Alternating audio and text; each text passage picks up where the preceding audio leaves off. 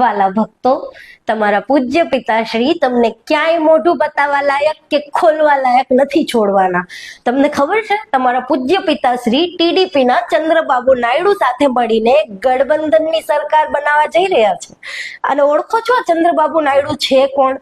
2002 ના ગોધરા કાંડ પછી એમણે તમારા પિતાજીનું રાજીનામું માંગી લીધું હતું. એટલું જ નહીં, 2019 માં જાહેર સભામાં એમને આતંકવાદી કહ્યા હતા.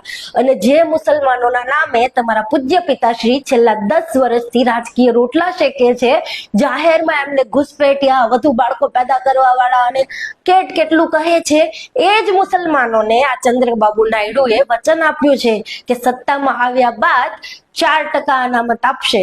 એ સિવાય હૈદરાબાદ અને વિજયવાડામાં ભવ્ય હજ હાઉસ બનાવી આપશે, હજ હાઉસ.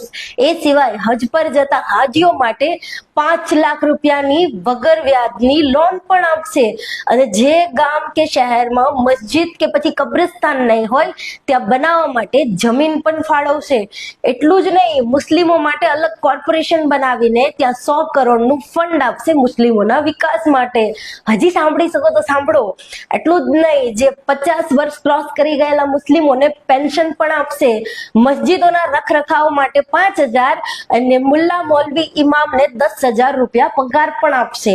અને આ ચંદ્રબાબુ નાયડુ સાથે તમારા પૂજ્ય પિતાશ્રી ગઠબંધનની સરકાર ચલાવવાના છે. હવે આ મુસ્લિમ તૃષ્ટિકરણ ના થયું તો શું થયું?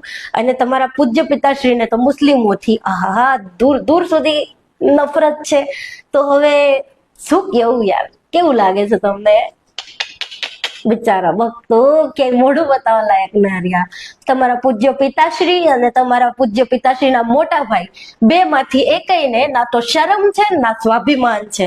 પણ તમને તો છે ને, એક કામ કરો, ઢાંકણીમાં પાણી લો ને ડૂબી મરો.